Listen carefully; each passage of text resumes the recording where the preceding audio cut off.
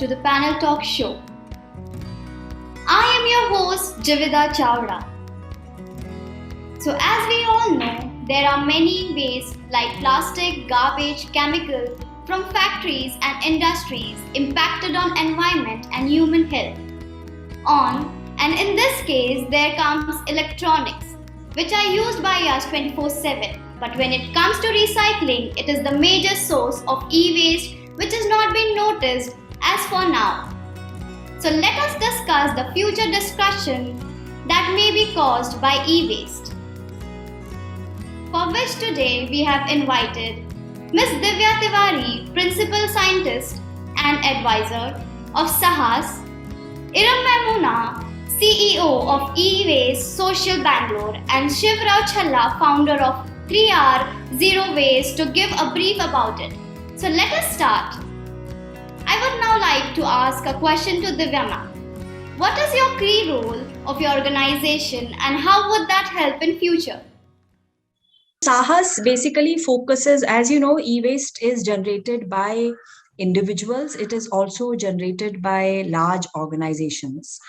So Sahas largely focuses on individual generators, which although per head quantity is less, but since we are so many of us, and it is being generated in villages, in remote locations, and in urban areas for sure. The collection of waste generated from individuals, which is also called non-bulk generators, has remained a challenge because cost of collection is high, and hence it doesn't get collected and it gets routed through informal sector. So our focus of all our programs is on creating awareness in the individual generators that why this category needs to be handled little differently than how you handle rest of your waste. The various harmful chemicals which are part of e-waste, along with some metals which make it a valuable item. But if you look at various harmful items like lead, like chromium, like nickel, all these elements are very harmful, much more harmful than what you see in other household waste categories. And hence it is very critical that this goes to recyclers who are authorized, who have designed facilities, and they are also monitored well by the pollution control board so that the harmful elements are taken care of. So we create awareness and we also set up collection channels through which people can easily dispose of their e-waste.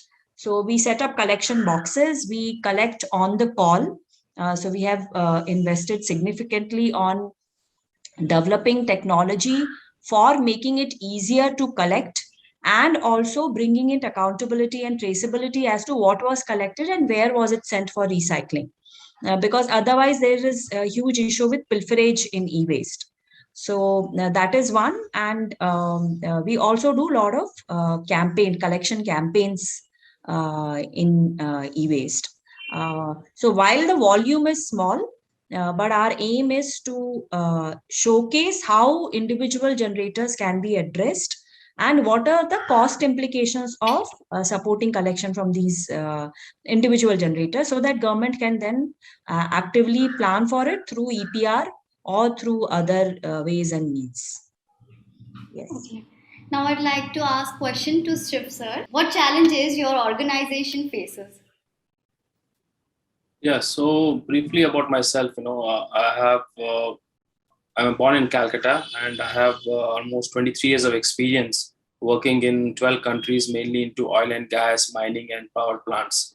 Last year, when I was, the lockdown, I was at home and sitting idle because of no work from my office, even though I'm a permanent employee in the oil and gas company. I was thinking, bored of my life, what should I do something different? And that's how I thought of entering into waste management. So my idea was somewhere in the 28th of February 2020, to be precise, when I went back from India to Kuwait. And from there, the idea was, rolling up, what could I do better than waste management? Then I was thinking plastic waste management because that is the most spoken thing. But after my research, I found that there were 3,000 plus recyclers in India. And actually, India is doing very good in plastic recycling in terms of numbers, if you compare with US and China. So after that, I thought I should go to something else, and then I bumped into electronic waste. And I'm glad that I heard today from Divyaji that again Sahas is I was not aware of that. Sahas is predominantly working on the individual household, wherein I was, I am also, my vision is also the similar lines where I'm trying to do a promotion, a lot of speaking about e-waste. I am talking in this in multiple forums, and that's how I am networking with Pan India. I got connected with Iram and many other. I am mentoring few startups in e-waste management. One is in Mumbai, two in Hyderabad, one is in Jamshedpur. So yeah, the challenges what I face is, one of the key challenges is funding. So what happens is, in a startup, and this is a very highly capex industry, right? So when I came, I thought, okay, I will do it. I sold one of my houses and I invested in this. Then now, it's a time where almost 1 year is passed, and I'm not able to meet my expenses, for the last 1 year, which is being spent. So I just try to speak this point mostly in the different forums of MSME, that if a startup like me, who has funded like 90% of the capital expenditure, he is not able to raise funds of 10%, what would be happening to that young startup, who is wants to come into this industry? He will never, his idea will die. Maybe his idea is much much better than me, but he will never be able to come out because of Indian scenario of not supporting startups. And specifically, okay, there is a incubation, acceleration, but they are all focused IT based companies, on softwares, on apps, on other things. But when it comes to core MSME, I will be asked, show me a 3 years bank statement. How do you expect a startup to show a 3 years bank statement? So I think funding is one key issue, and the lack of knowledge. Even though Ministry of Information Technology is spreading, and companies like Sahas, Nepra, and other waste management companies are promoting about waste management education, but I feel, I have given awareness to 150,000 people in the last 6 months. So I know the pain I have been into, and but I still see entrepreneurs. I see individuals who are not aware. So I think awareness and funding as a startup is the two key issues for startups. Okay. Iram ma'am, circular economy for a sustainable future. Why is that so? We need a circular economy because our resources are limited and we don't have unlimited resources. And now, as the population is growing and increasing, we need those resources to come back into our system and not be dumped into the landfills or into the ocean. And that's why recycling, refurbishing, getting it back into the economy is so important. And with awareness being created with the UN SDG goals for circular economy, with ESG, and all these measures being taken, I think this is important because we need our resources back into the system. We can't afford it. It's not like 100 years back when we had ample amount of resources. Our populations have been increasing. So for a growing country like India, we I think we were always saving economy, so we never splurged that much on our resources. But with the modernization and urbanization, we have taken a different path. Like, there's more plastic in use. There are more new gadgets coming into the picture for everyone around us. So with that, we need to get our focus on optimizing the resources, ensuring that they don't go out of our values chain and they come back into the value system and the ecosystem. Divya ma'am, is e-waste has shown the ill effects on the environment, or it's going to show in some years? It's already showing, specifically because, as we said, the main challenge with e-waste is it's not that it is not getting recycled.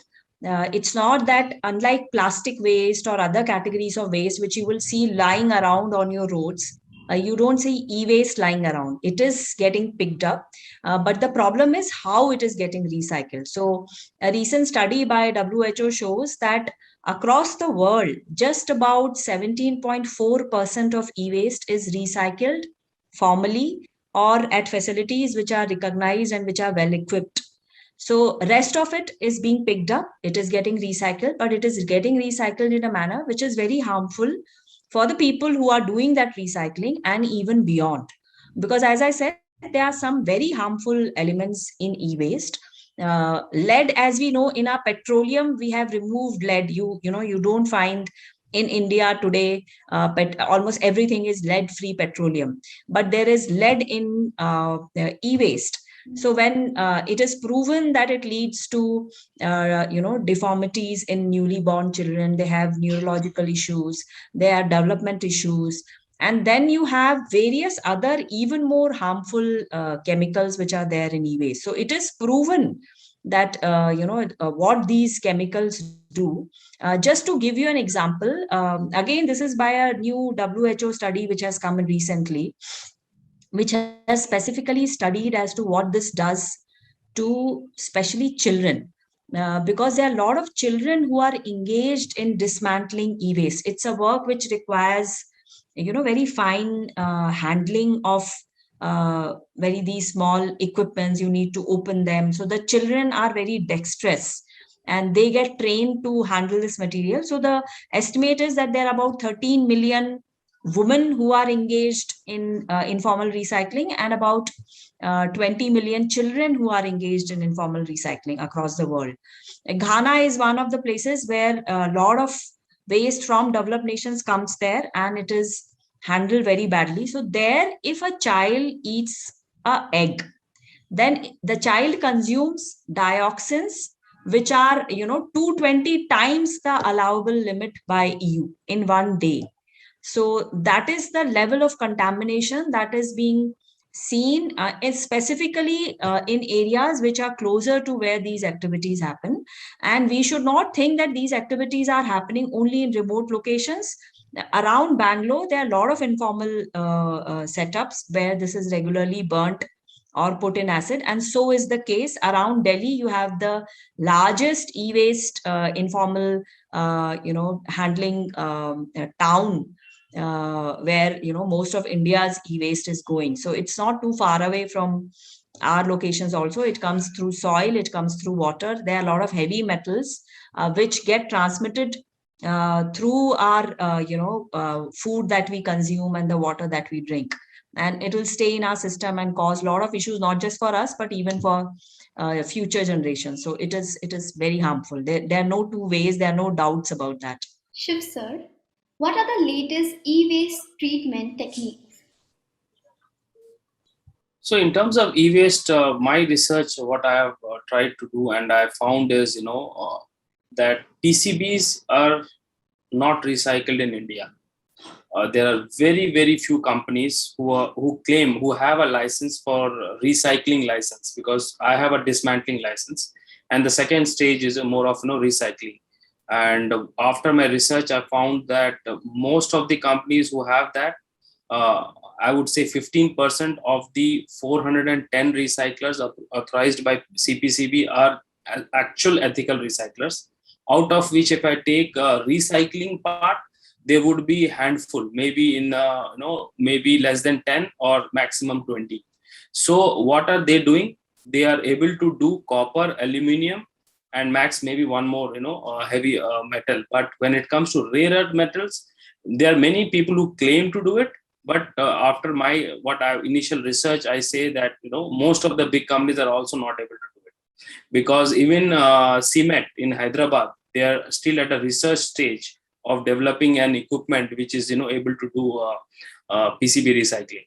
So this is a technology where internationally big companies, mainly in PCBs, is being recycled in Belgium, Singapore, and Japan, where recycling of rare earth metal is just an ancillary plant to the main mining of the metals, which is more than 100 crores plus investment. And people who have tried, they have burnt their hands. That's what I've been told.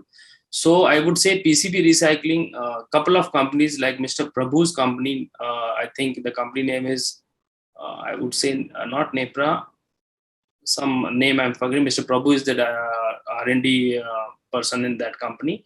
And they are coming up with some technology, bio leaching, which I am also awaiting, where the 100 crore plant would come up to somewhere between 3 crores to 4 crores, wherein we will not be able to get these rare earth metals to that purity, but it will be from 97 to 98%. Other than that, I would say lithium ion battery again is a in trend, wherein many EV vehicles will be uh, to be recycled very soon. So that would be a second set of innovation. And yeah, we never know what are the new, like Iram was telling, in circular economy. If we are exhausting with the metals which we are using today in the mobiles or in the laptops, then definitely there will be more innovation of alloys, mixing of other metals. So I would say technology, that is where again is a challenge for recyclers, is that the technology is changing very fast. You have made a equipment and then your equipment is not ready for the next start of, so investment is again going up.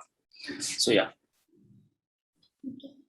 Iram ma'am, what is more effective, recycling or refurbishing? I think, yeah, again, there are two different parts of the circular economy. Like, one is recycling when it is of no use, but if it can be used, it can be, it can be refurbished. We cannot say which is better. Of course, till you can use a product, you need to refurbish it. Once it reaches the end of life cycle and it cannot be used, or like it is emitting hazardous emissions, then we need to recycle it. And as Mr. Shiv rightly said, that the technology needs to be always upgraded, and that's what we at eBay Social are doing. We are working with 3 institutes to to pass on this information of technology upgradation to the recyclers who have registered with us, to ensure that the recyclers are up to date, whether they are dismantlers or recyclers, on how to maximum utilize the e-waste, metals out of the e-waste. And that's what we are trying to do at eBay Social. But again, coming back to your question, whether recycling or refurbishing, again, it depends upon the material.